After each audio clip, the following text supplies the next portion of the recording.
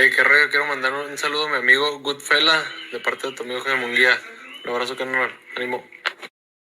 All right, man, let's talk about Keith Thurman. I heard that there's no opponent set, but I have a list of opponents that Keith Thurman could be fighting January 29th. If you ain't heard the news, Dan Rayfield, Dan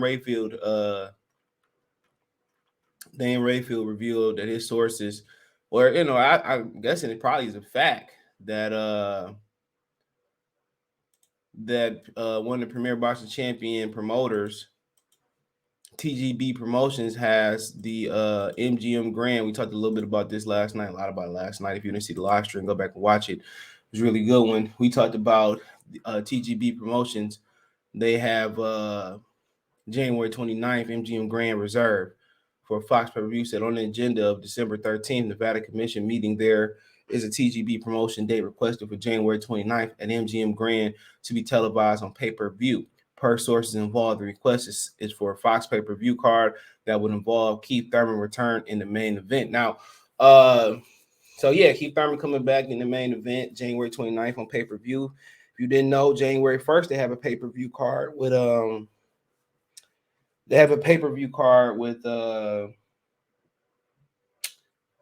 Charles Martin and Luis Ortiz for reduced pay-per-view of $40. They also got Frank Sanchez and a couple other heavyweights on the card as well too. They doing a reduced pay-per-view on the 1st and the 29th. And also it's been announced on Boxing Scene that Jesse Vargas take on Liam Smith January 29th as well. If you didn't know, January 22nd, Gary Russell was fighting Maxo, Pacquiao fighter who knocked out Julio Cesar on the Pacquiao Ugas card January 22nd to a venue to be announced. So a lot of fighting starting at the top of the year. It was also told to me that Keith Thurman was going to come back December and January. So he coming back late January. And I guess, he could be facing Bud in the summertime or something like that, depending on what Bud chooses to come back. Keith Thurman, a lot of people don't like Keith Thurman because Keith Thurman held up the division. Okay, Keith Thurman held up 2 belts and slowed the process of Errol Spence unifying the division for a couple years. Think about if he wasn't in the way, Errol Spence probably would have unified the division, probably moved up to 154 pounds, or then defended the belts that he wanted to defend or undisputed. So obviously we know it won't be Sean Porter. Okay. Sean Porter said he retired. Most people think he probably gonna come back. Well, they always come back. Rocky Marciano was retired, but it was rumored that he was probably gonna come back. But the information I got, over since I asked last night, is that they said no opponent yet. They're looking at options. They were talking about Broner, Spence, Abel Ramos, Mario Barrios. Now, Mario Barrios has been the hot name out here. Okay, that's been the hottest rumor. That's been the hottest rumor out there, is that Keith Thurman will be taking on Mario Barrios. Now, apparently Barrios did an interview where he said he's coming back in January, so that breathes more validity into the rumor that Barrios will be the opponent. Barrios is also ranked at the 147-pound limit. All right, he's ranked in the. Give me 1 second. He's ranked 8th in the WBA. Now, is he ranked in any other sanctioned belt body? I'm looking. So no, he's not ranked in any other sanctioned belt body that I see just off the quick eyeballs. But Keith Thurman is not rated inside of any of them. He just recently was, fell his top 5 position in the WBC, and a little bit a while ago he was dropped out the WBA. So Keith Thurman ain't ranked. He had petitioned to get ranked back in there. But yeah, Barrios is a good fight. Barrios is a taller 140-pound, 47-pound fighter, even at 140. And then also Mario Barrios, he coming off pay-per-view. So both of him and Keith Thurman are coming off pay-per-view appearances. Barrios 5'10", 71-inch reach. All right, so they both coming off pay-per-view performances too, man. Keith Thurman, it was back in 2019, and Barrios, I think it was this year, June of this year. June of this year he fought Tank. Felt like years ago he fought Tank, but then also, he 5'10", 71-inch reach, and then you look at Keith Thurman, he 5'7.5", 69. So like I said, they both coming off pay-per-view performances, man, and You look at Barrios' resume: 26 one loss to stoppage to Tank, 17 KOs. You look at Keith Thurman. Barrios last fought this past year. Keith Thurman last fought July 2019, July 2019 at the MGM Grand Garden. So it looked like Keith Thurman maybe is going to be returning to, obviously look like he's going to be returning to pay-per-view. So Barrios make a lot of sense. It makes a ton of sense, bro. He ranked at the 147-pound limit.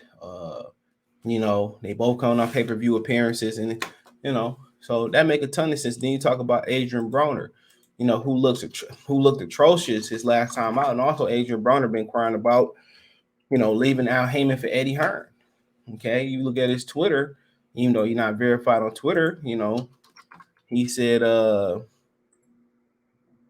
he got 248,000 followers. I'll be seeing people verified on social media. I don't even know. So,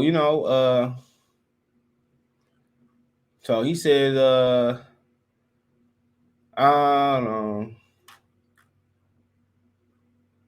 So they leaking. So the white girl leaked the picture of AB sleeping in her bed. He says, boy, he's been tweeting like a mug. He says, it's time to holler at Eddie Hearn. He said, well, you know what I mean, Eddie Hearn. If people knew the money HBO and Showtime paid me all together, y'all were effing faint. Now I did blow a lot of it, of course, but for y'all to be still talking about that week, but 40 million I turned down a slap in the face to Stephen Espinosa and Al Heyman. He said, I've been making millions every fight over 10 years. Now, y'all do the math, you idiots. And now it's time to make some more, maybe with the zone, maybe with Showtime-ish. Maybe I'll be the first one to bring HBO boxing back. Just know it's must-see TV, 3,540 pounds. So he's basically saying he ain't coming to 47, so that might eliminate him.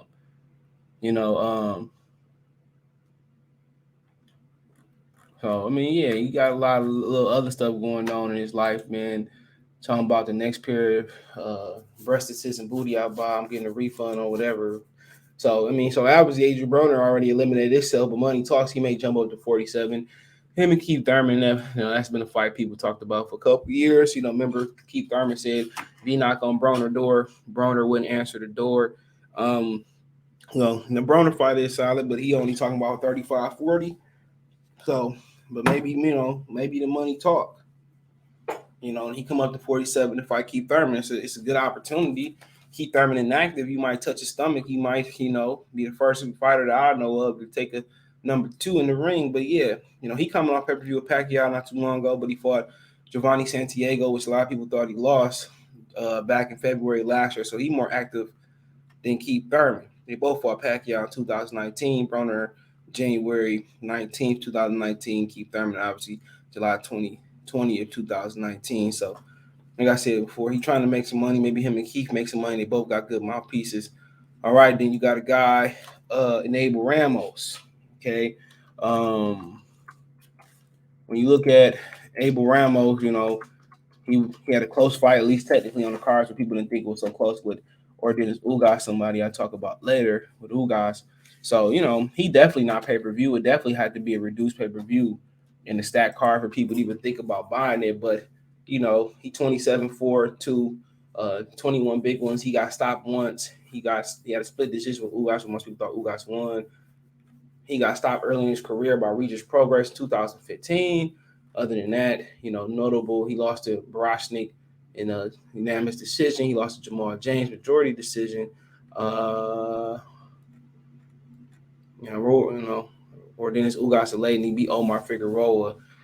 Who was that? April? Was that May of this year? So yeah, I mean, he a name that fought a lot of different people throughout his career and mostly lost most of the step-up fights. But so I mean, we'll see.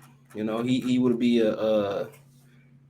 he would be the worst opportunity as far as name recognition wise out of all the guys. And then let me see who else is on this list. I think so. Spence will be the last one. Spence fighting Keith Thurman. That's a fight that people still want to see. It's a fight that some people still don't want to see, or don't want to see at this point. But Earl Spence ain't fought since December 2020 versus Danny Garcia, which they did a really good gate reportedly. So yeah, he fought last December 5th, 2020. So it's been over a year since he been in the ring. It's been over 2 years since Keith been in the ring. So at the end of the day, that a fight, if Spence can't get Ugas, which we talk about that later, that fight look like it makes the most sense. Okay, that fight look like it makes the most sense for them to get in the ring and fight.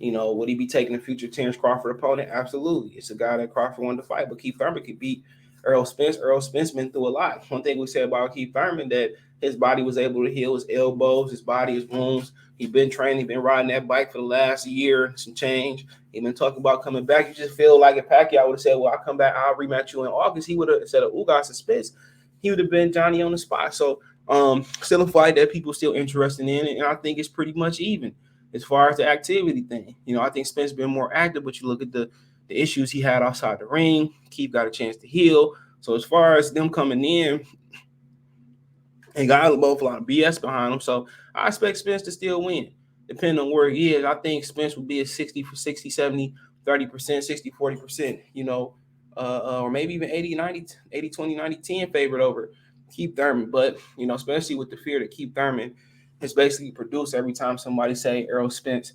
It's like somebody said Candyman and he appeared as the boogeyman. So, obviously, that's a good fight. We expect Spence to touch the body and stop Keith, and we expect Keith to, probably move a lot and try to outpoint Spence. That's been what Keith been, since Jesus Celos Carras almost knocked him out with a little hook and, jerked his head. That's been the last time, we seen Keith really blow fire as far as a knockout punch, in my opinion, I can remember. But, it is what it is. More likely, the strongest, the more likely one, sound like Barrios, but also Spence could be in there. But if I had to rank them as I wanted to see him, it'd probably go Errol Spence, obviously number one. That's the fight that we probably just go ahead and get out the way. That's fine. We know Spence not gonna fight Crawford in this fight back. Maybe Spence being through everything he's been through, maybe keep signing the contract. So Spence is by far the number one option out of the choices that was given. Obviously, they still coming through opponents. Then I would probably say Mario Barrios. You know what I'm saying? I say Barrios because even though he coming off a loss, he just came off pay-per-view, he active. I'll probably say Barrios, this my list. I know people gonna say Broner, but then I say third Broner because of the name recognition, but the fight wise,